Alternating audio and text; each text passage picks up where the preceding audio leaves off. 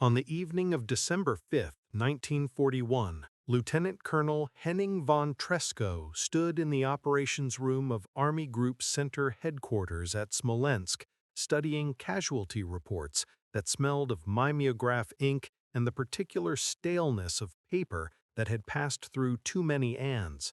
He was 40 years old, the son of a Prussian military family whose ancestors had served the Hohenzollerns for generations, and before rejoining the army, he had spent a decade as a stockbroker in Berlin, an unusual detour that had given him a facility with numbers most officers lacked.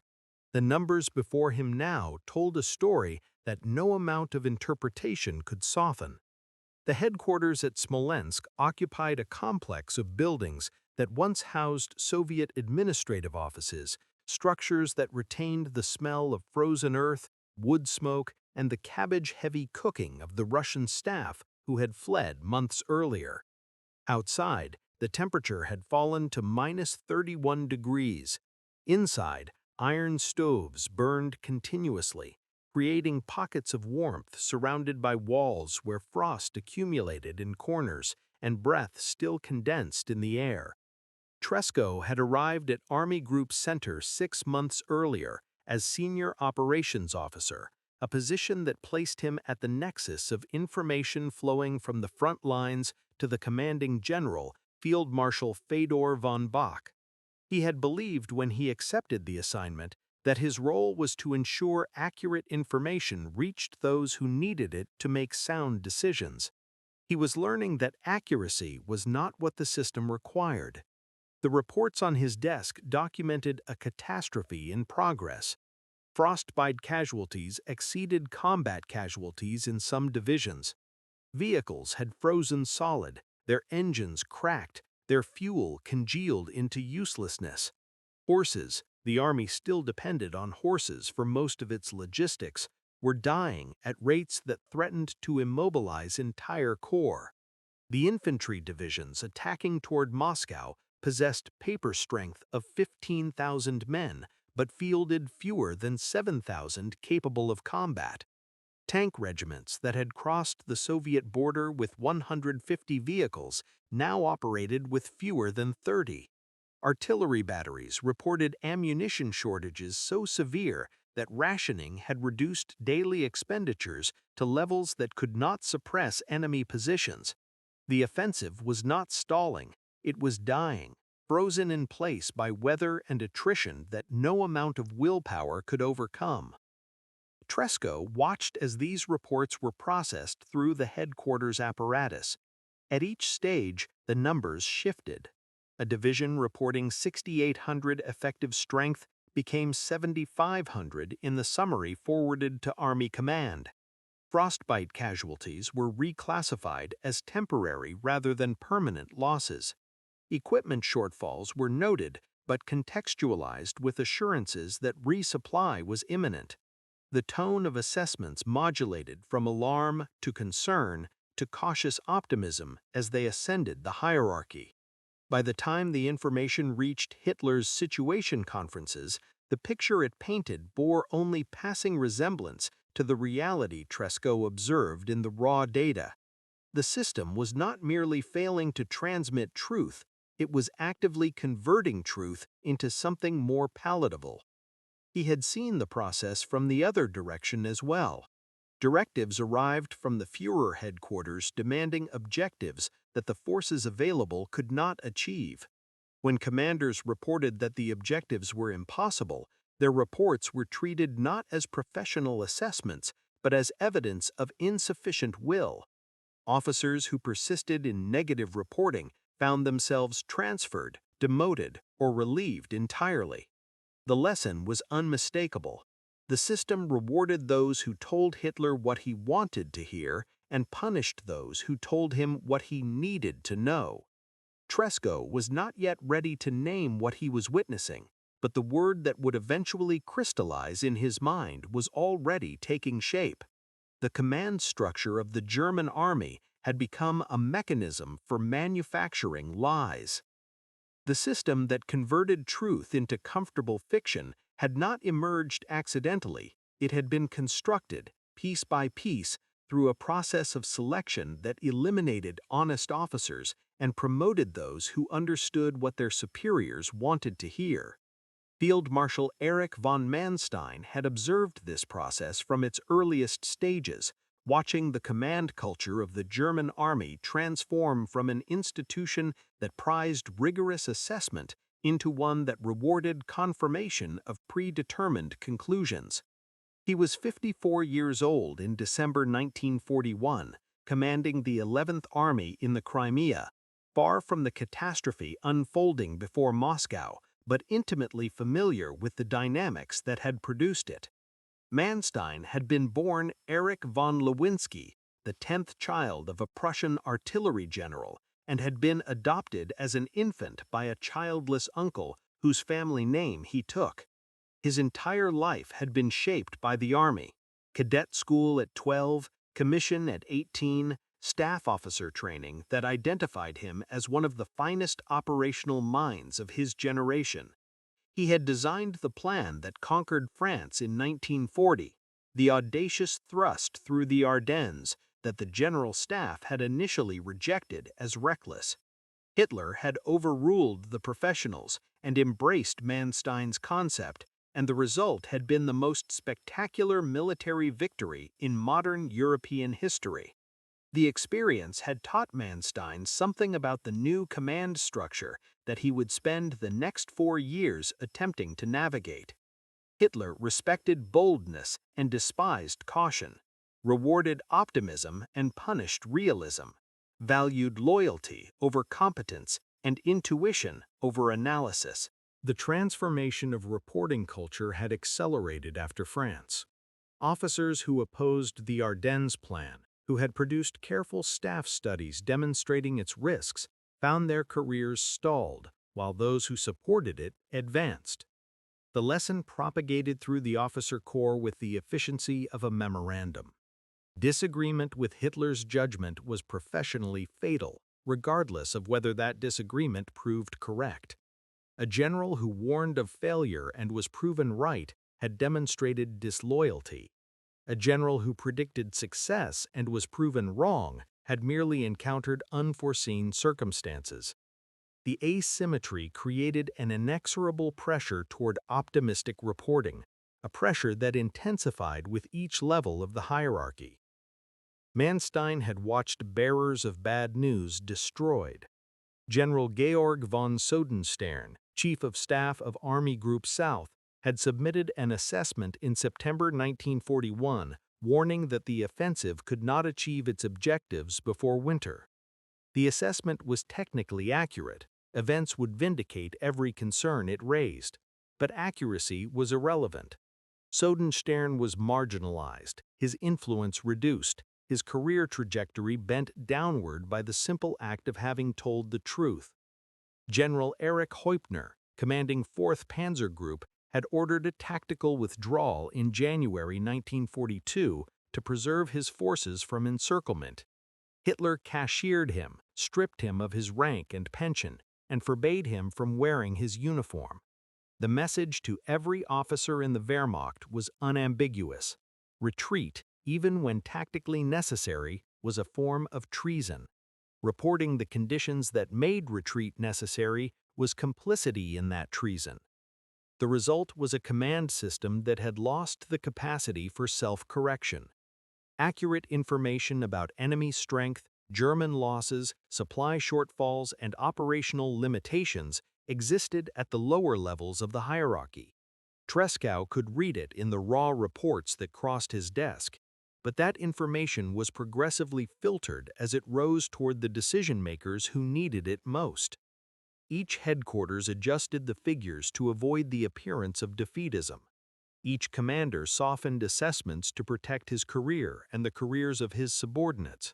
By the time intelligence reached Hitler's situation conferences, it described a war that existed only in the imagination of men too frightened to admit what they actually knew. Manstein understood the dynamic, but believed he could transcend it through the force of his professional reputation. He was, after all, the architect of the French victory.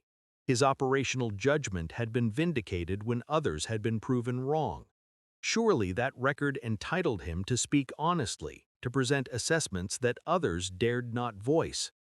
He would spend the next 3 years testing this assumption, and the test would cost him everything he valued, except his life. The mechanics of falsification operated through a hierarchy of adjustments, each one small enough to seem reasonable, collectively large enough to transform reality into fantasy. Tresckow tracked the process with the analytical precision he had developed during his years in finance, watching numbers mutate as they traveled from frontline units to Army Group Center to Hitler's headquarters at Rastenburg. A report that began as a desperate plea for reinforcement arrived at its destination as a confident assessment of manageable challenges. The transformation was not accomplished through outright fabrication. Few officers consciously lied, but through 1,000 small calibrations that each commander believed were merely presenting information in its most favorable light. The process began at the divisional level. A regimental commander submitting his evening strength report faced an immediate choice: report the actual number of men capable of combat, or report the number that would not trigger uncomfortable questions from above.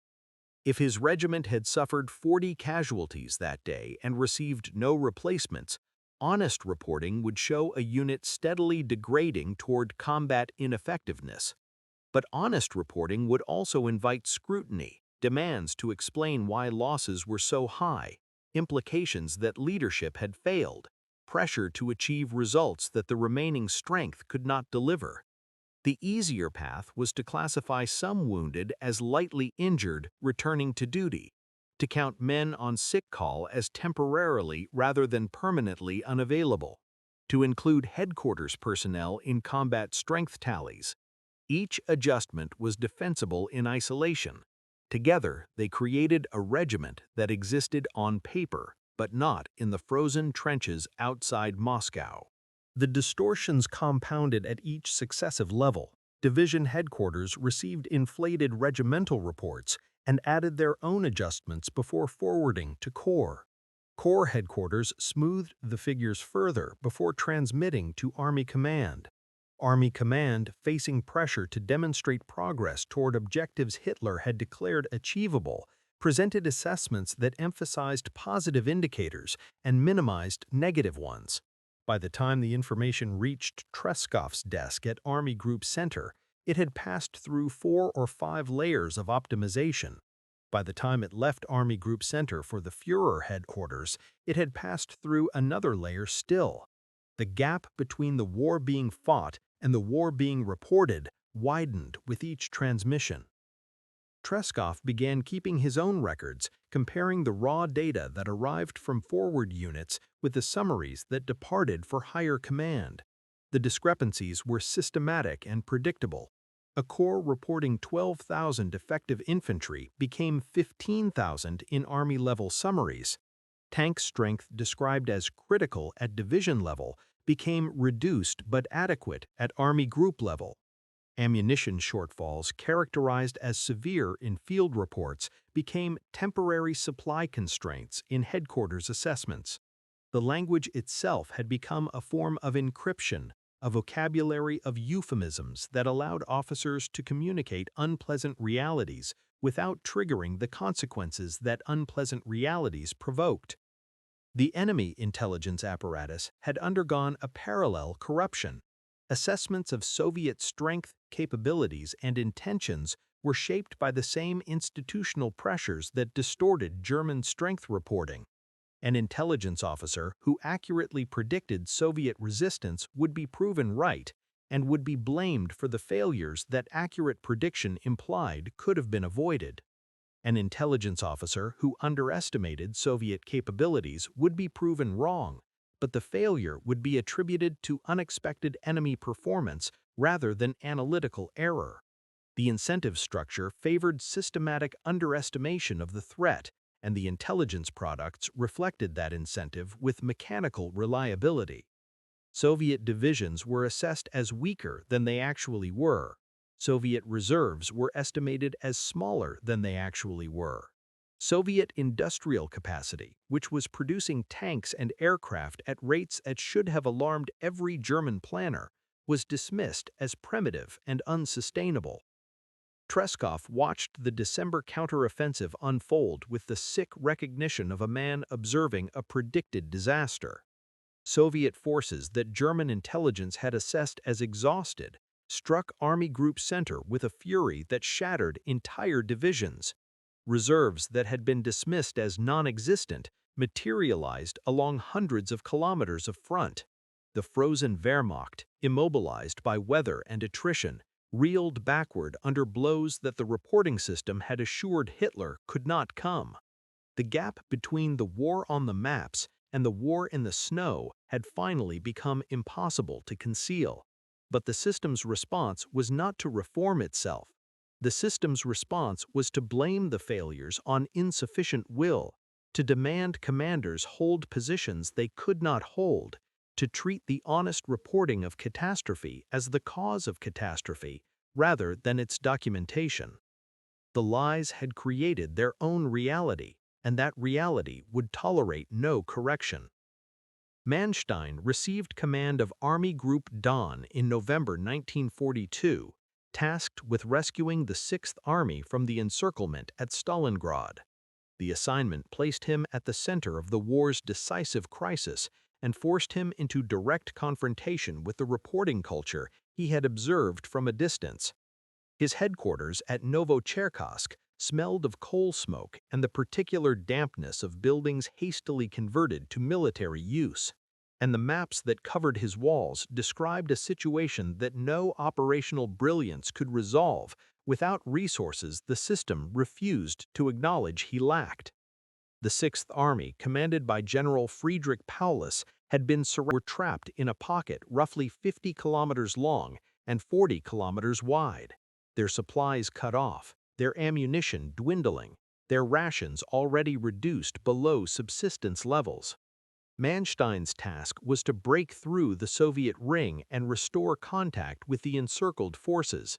The task required calculating with brutal honesty whether relief was possible and communicating that calculation to a Führer who had already declared that Stalingrad would be held and that the Sixth Army would not retreat. Reports Manstein received from inside the pocket illustrated everything Tresckow had observed about institutional dishonesty.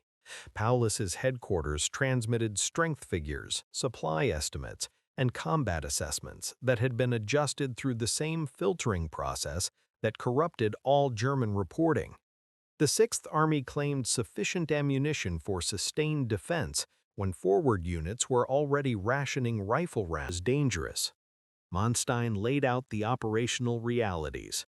The Soviet forces surrounding Stalingrad were stronger than initial estimates suggested.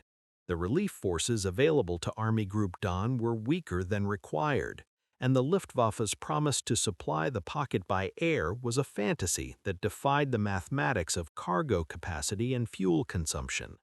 The Sixth Army's only chance of survival was immediate breakout, a fighting retreat that would abandon Stalingrad but preserve the men who could fight again.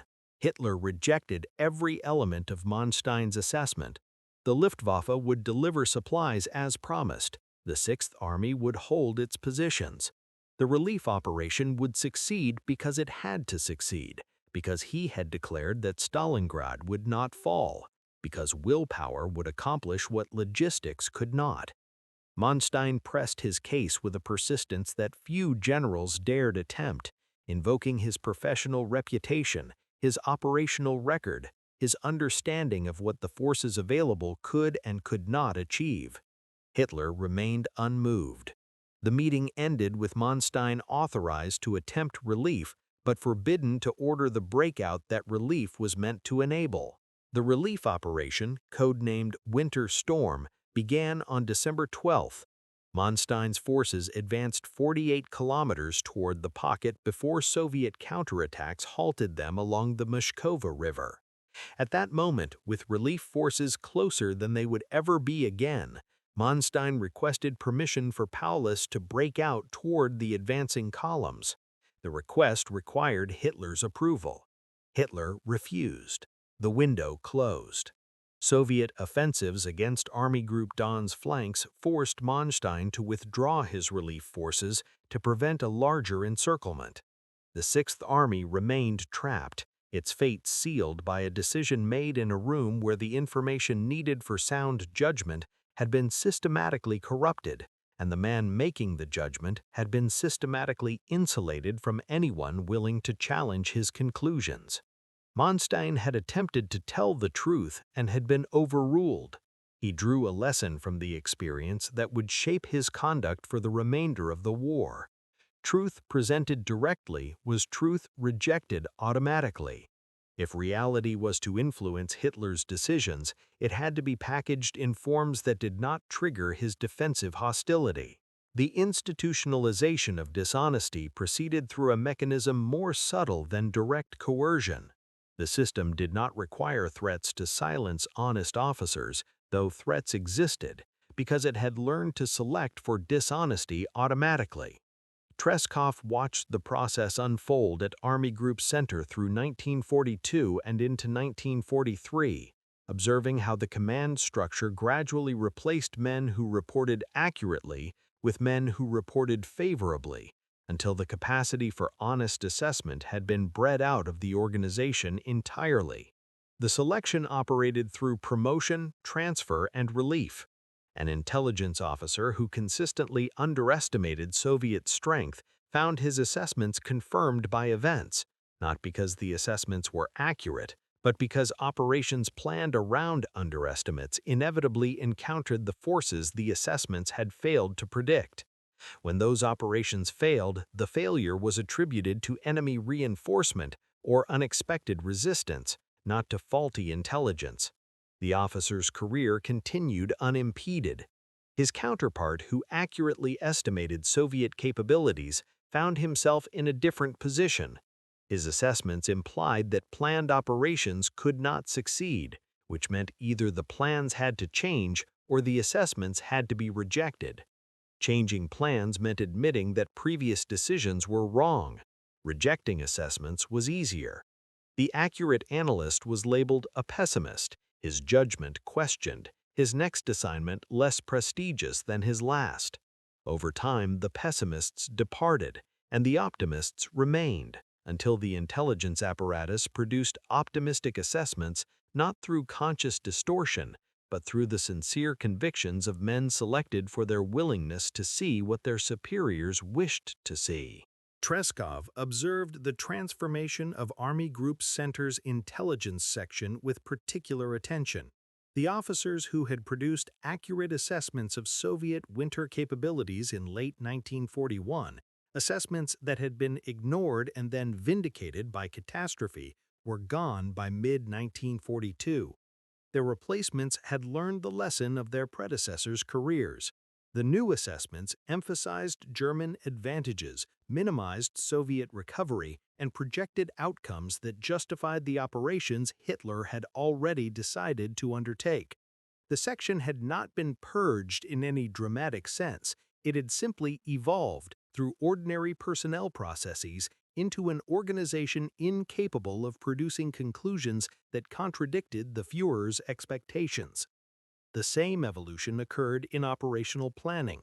Officers who proposed cautious approaches, who recommended consolidating gains rather than pursuing new objectives, who suggested that resources be husbanded for defensive contingencies, these officers found their recommendations overruled and their careers diminished. Officers who proposed bold advances, who assured superiors that ambitious objectives could be achieved with available forces, who dismissed logistical constraints as problems that aggressive leadership could overcome. These officers found their recommendations approved and their careers advanced. The planning staffs gradually filled with men whose professional success depended on producing plans that matched Hitler's preferences, regardless of whether those plans matched operational reality. Tresckow recognized that he was watching the German army destroy its own capacity for rational decision-making. The institution that had pioneered modern staff work, that had developed systematic methods for assessing capabilities and planning operations, was converting itself into an instrument for validating predetermined conclusions. The maps in the operations room still displayed unit positions and supply lines. The briefings still employed professional terminology and analytical frameworks, but the substance had drained away, replaced by a performance of competence that concealed the absence of honest assessment. The Army had become an organization that could no longer tell itself the truth, and an organization that cannot tell itself the truth cannot correct its errors until those errors become catastrophes too large to ignore. The moral dimension of institutional dishonesty pressed upon Tresckow with increasing weight. He had entered the war believing that military service was an honorable profession, that the German army represented something worth preserving, that his duty was to serve his country through competent performance of his assigned responsibilities. He was coming to understand that competent performance had become impossible within a system designed to prevent accurate information from reaching decision-makers. Every optimistic report that passed through his headquarters contributed to operations planned on false assumptions. Every operation planned on false assumptions sent young men into situations their commanders did not understand. The dishonesty was not merely inefficient, it was lethal. Soldiers were dying because their generals could not speak truth, and their generals could not speak truth because speaking truth had become a form of career suicide that the system punished with mechanical reliability. Tresckow began to contemplate actions that went beyond the submission of accurate reports that would be filtered into falsehood before reaching their destination.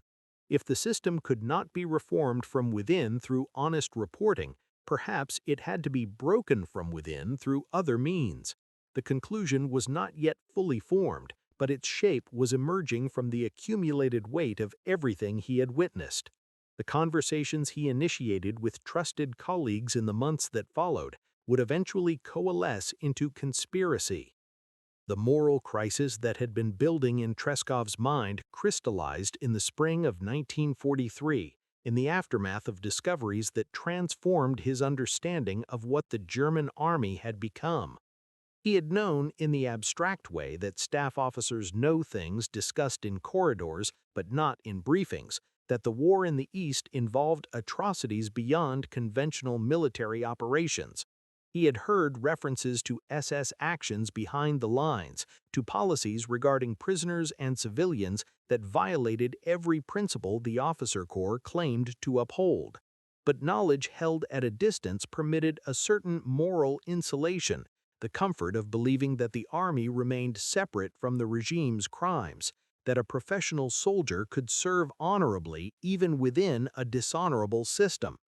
That insulation shattered when Tresckow learned the details of what was occurring in the rear areas of Army Group Center's zone of operations. The information came through channels he had cultivated precisely because official channels could not be trusted. Personal relationships with officers who shared his growing disquiet, documents that circulated outside normal distribution, eyewitness accounts from men who had seen what they could not unsee. The scale of the killing was not thousands, but hundreds of thousands. The victims were not partisans or combatants, but entire communities, men, women, children, murdered with industrial efficiency by units that operated with the Army's knowledge and, in many cases, its active cooperation. The inability to process accurate information had morphed into something far worse: the systematic concealment of genocide behind euphemisms about security operations and anti-partisan measures. Tresckow's response was not gradual disillusionment, but sudden rupture. The army he had served, the institution his family had served for generations, had become complicit in crimes that no military necessity could justify and no professional obligation could excuse. The filtering of accurate reports, the institutional selection for sycophancy, the punishment of honest assessment, these failures now appeared not as bureaucratic dysfunctions, but as components of a larger system designed to prevent anyone from confronting what the regime was actually doing. The lies that sent soldiers to die in operations planned on false assumptions were continuous with the lies that concealed mass murder. The same institutional cowardice that prevented generals from telling Hitler the truth about Soviet strength prevented them from telling themselves the truth about German crimes. The conversations Tresckow initiated in the months that followed were careful, oblique, and dangerous. He sought out officers whose private comments suggested similar conclusions, men who had witnessed the gap between the Army's self-image and its actual conduct. He found more than he expected. The officer corps contained a significant minority who recognized what Tresckow recognized, that the war could not be won, that the regime was criminal, that continued service meant continued complicity, but who had reached no consensus about what recognition required. Some believed duty demanded continued service despite moral misgivings. Others believed duty demanded nothing more than personal abstention from criminal orders. Tresckow argued for something more radical, that duty demanded action, that the regime had to be destroyed, that the men who possessed the access and capability to destroy it bore responsibility for doing so. His position at Army Group Center provided both opportunity and cover. As senior operations officer, he had access to the command apparatus, to the schedules and movements of senior leaders, to the planning processes through which decisions were implemented. He began recruiting conspirators: Colonel Rudolf Christoph Freiherr von Gersdorf, Lieutenant Fabian von Schlabendorf, others whose names would later appear in Gestapo interrogation records, building a network of officers committed to assassination as a moral imperative rather than a political calculation. The planning was necessarily fragmented, conducted in brief conversations during official duties, concealed behind the ordinary interactions of staff work. The risks were absolute. Discovery meant death, not only for the conspirators but for their families under the regime's doctrine of collective punishment. Tresckow's commitment to assassination distinguished him from officers who shared his assessment but not his conclusions. Manstein, for instance, understood that the war was lost and that Hitler's leadership was catastrophic, but Manstein would not act. When approached by conspirators who sought his support, he declined, not from disagreement with their analysis, but from an unwillingness to violate his oath, to move from criticism to action, to accept that the situation required measures beyond professional dissent. Tresckow had crossed a threshold that Manstein could not cross. The same institutional dishonesty that both men observed led them to opposite responses, one to conspiracy, the other to continued service within a system he knew to be doomed. Manstein's final confrontation with the reporting culture he had navigated for 3 years came in March 1944, in circumstances that demonstrated how completely the system had immunized itself against correction. He had commanded Army Group South through the winter crisis of 1943-1944, conducting a fighting retreat across Ukraine that preserved his forces from encirclement while surrendering territory that Hitler had forbidden him to yield. His operational performance during those months was masterful by any professional standard. The extraction of forces from impossible positions, the improvised counterattacks that bloodied pursuing Soviet columns, the maintenance of coherent defensive lines when coherence seemed impossible. None of it mattered. The territory lost was territory Hitler had declared would be held, and no amount of tactical brilliance could compensate for strategic disobedience. The relationship between Manstein and Hitler had deteriorated through a series of increasingly bitter exchanges. Manstein had continued attempting what he believed his reputation entitled him to attempt: the direct presentation of operational realities that contradicted Hitler's assumptions. He had argued for elastic defense, for the authority to withdraw from untenable positions before those positions became death traps, for the concentration of forces rather than their dispersion across fronts too long to hold. Each argument was rejected. Each rejection was accompanied by accusations that Manstein lacked the will to execute orders, that his pessimistic assessments reflected defeatism rather than analysis, that his requests for flexibility were disguised demands for retreat. The architect of the victory that had validated Hitler's strategic intuition had become, in Hitler's eyes, another general corrupted by the general staff mentality that Hitler had always despised. The final meeting occurred on March 25, 1944, at the Berghof, Hitler's mountain retreat in Bavaria. The air at that altitude carried the thin clarity of early spring, and the panoramic windows of the great hall framed alpine peaks still covered in snow. Manstein had been summoned along with Field Marshal Ewald von Kleist, whose Army Group A faced similar pressures in the southern sector.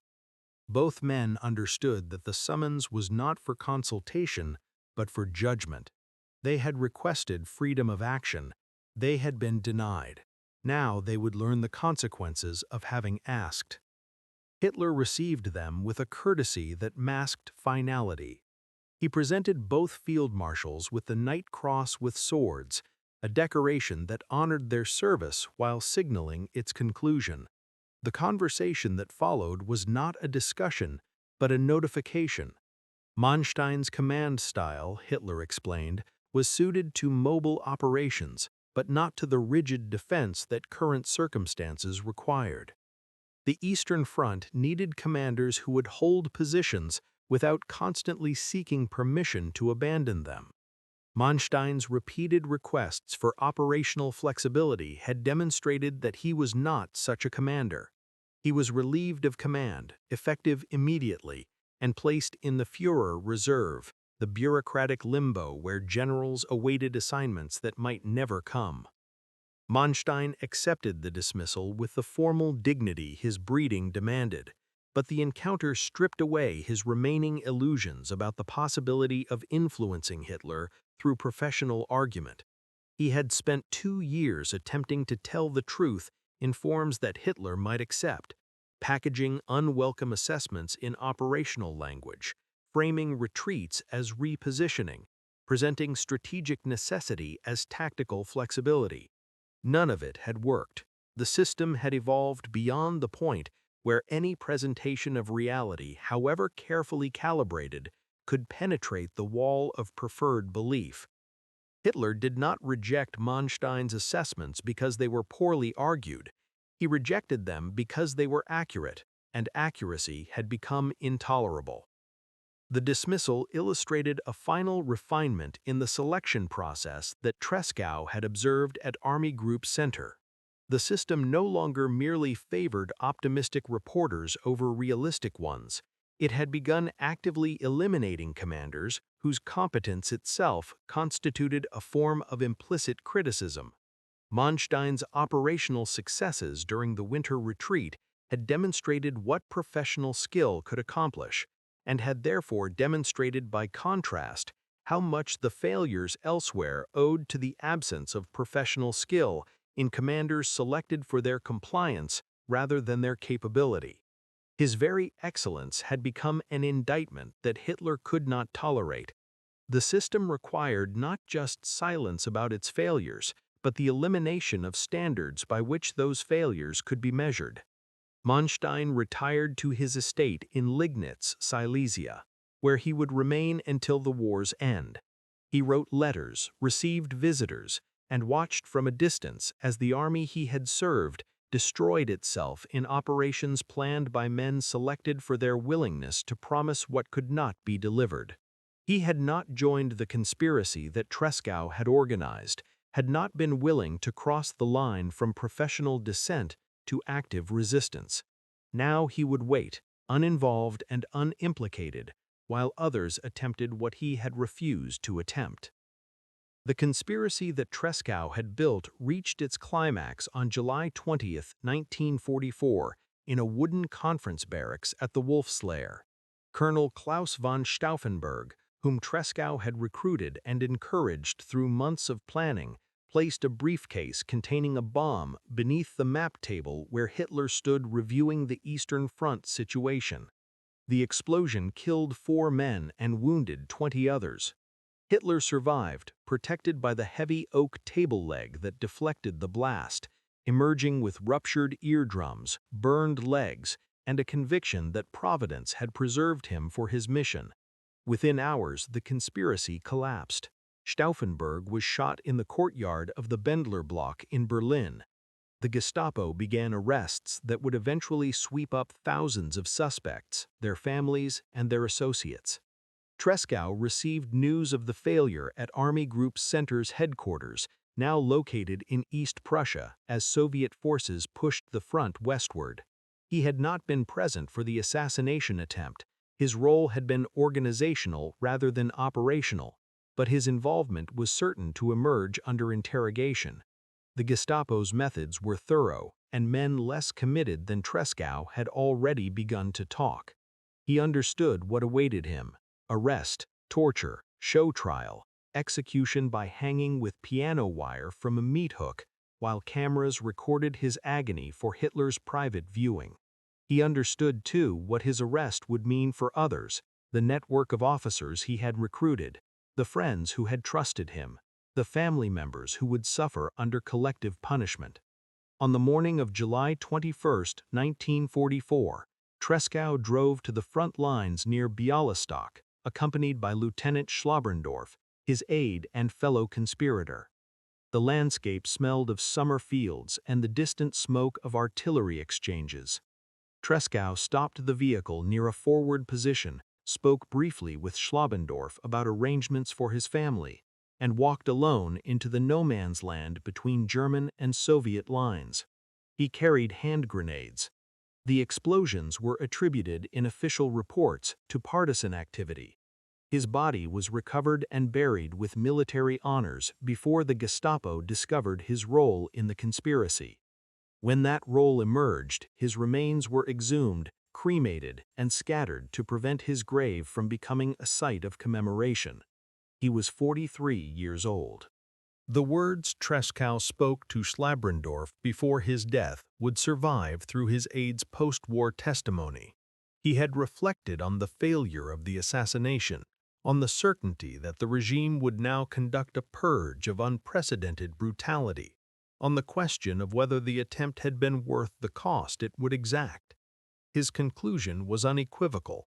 The attempt had to be made, regardless of outcome, because the German resistance had to demonstrate to the world and to history that not all Germans had accepted the regime's crimes.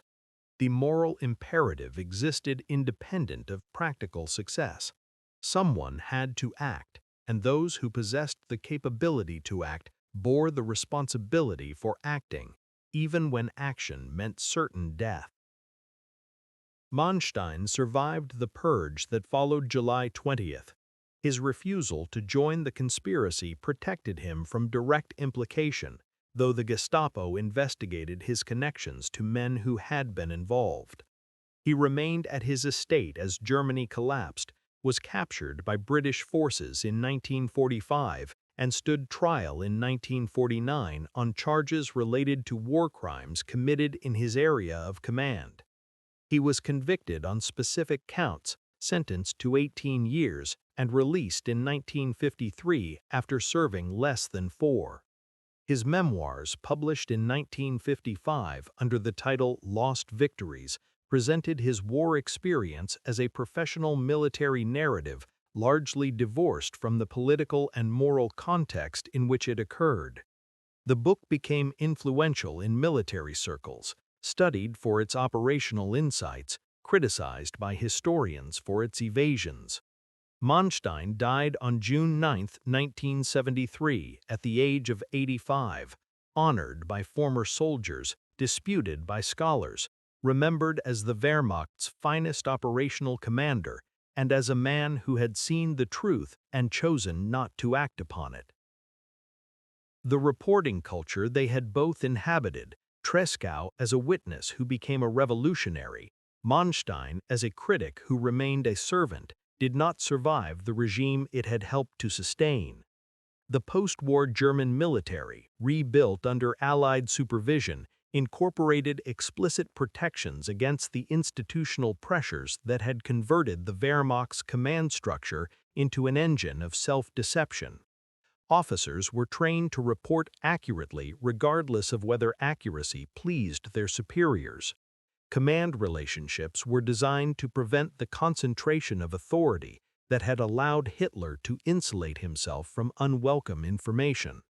The lessons were drawn directly from the catastrophe that dishonest reporting had enabled, from the thousands of operations planned on false assumptions, from the millions of soldiers sent to die in campaigns that professional assessment would have revealed as impossible. Tresckow understood what Manstein grasped but would not accept, that a system which punishes truth-telling eventually loses the capacity to recognize truth at all, and that men who serve such a system bear responsibility not merely for their own actions, but for the actions their silence permits. The German army that had pioneered modern staff work destroyed itself because its officers learned that honesty was dangerous and acted accordingly. The dishonesty that began as career protection became institutional culture, then operational catastrophe, then moral complicity in crimes that honest men would have resisted. Tresckow chose resistance and died for it. Manstein chose service and lived with it. The war they both witnessed was shaped by thousands of officers who made the same choice Manstein made, who told their superiors what those superiors wanted to hear, who adjusted their reports to avoid unpleasant consequences, who did their duty as they understood it, while the system they served marched toward destruction. The silence of competent men is its own form of dishonesty, and its consequences are paid by those who trusted them to speak.